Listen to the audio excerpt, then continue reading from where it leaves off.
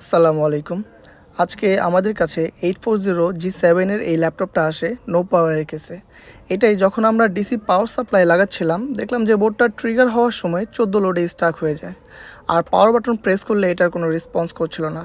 তো বোর্ডটায় আমি সবার আগে যেটা করি এটার যে সিপিইউ ইম্পিডেন্সটা এটা আমি একটু চেক দিয়ে নেব, কারণ সিপিইউ ইম্পিডেন্স যদি ভালো না থাকে তাহলে এইসব মাদারবোর্ডে কাজ করে কোনো লাভ হয় না।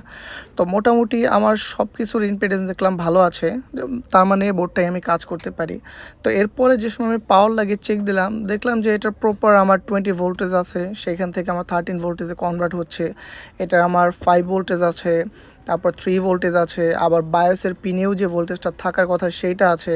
আর ডিডিআর ভোল্টেজ নাই, যেহেতু বোর্ডটা আমার ট্রিগার হচ্ছে না। আর সাথে দেখলাম যে এটা এই বোর্ডে 5 ভোল্টেজ দুইটা আর 1 ভোল্টেজও আছে, কিন্তু এর সাথে একটা 1.8 ভোল্টেজ যেটা থাকার কথা ছিল সেটা মিসিং ছিল। আর বোর্ডটা দেখলাম যে কোর আইসি যে সেকশনটা ওইখানে একটু ফাঙ্গাসের মতো ছিল। এটা র্যামটা দেখলাম, র্যামের পিনগুলোও পরিষ্কার, তার মানে এটা বোর্ড থেকেই সমস্যা।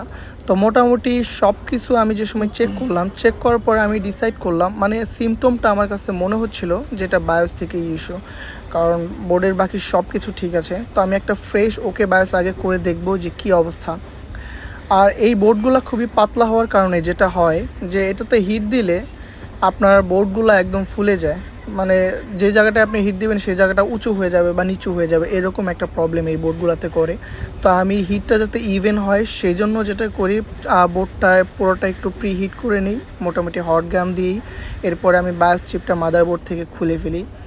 বায়োচিপটা খোলার পর আমি আগে দেখব, আমি যেটা করি সেটা হচ্ছে বায়োসের যে প্যাড আছে সেখানে আমি একটু লিড খাইয়ে নিই, যাতে করে পরবর্তীতে আমি বায়োস চিপ লাগানোর সময় আমার জন্য সুবিধা হয়, অর্থাৎ কম হিটেই আমি লাগিয়ে দিতে পারি। এরপরে আমি আমার প্রোগ্রামারটা সেট করে ফেলি। বায়োস প্রোগ্রামার আমার সেট করা শেষ। এখন আমি আমার ডেস্কটপে চলে যাব। ডেস্কটপে যে আমার যে প্রোগ্রামারটা আছে সেটা সফটওয়্যার যেটা সেটা আমি ওপেন করে ফেলি। ওপেন করার পর আমি এখানে আমাদের মাদারবোর্ডে যে চিপটা সিলেক্ট করা মানে দেওয়া ছিল সেটা হচ্ছে উইনবন্ডের, তো আমি চিপটা সিলেক্ট করে নিই।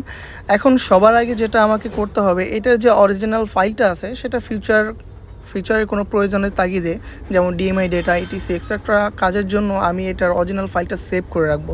তো আমি ফাইলটা সেভ করে রাখি। এরপরে আমার একটা ফ্রেশ ফাইল আছে বানানো, সেইটা আমি এটাতে অটোমেটিক মানে ফ্লাশ করে দিই। এরপরে দেখবো যে কী অবস্থা।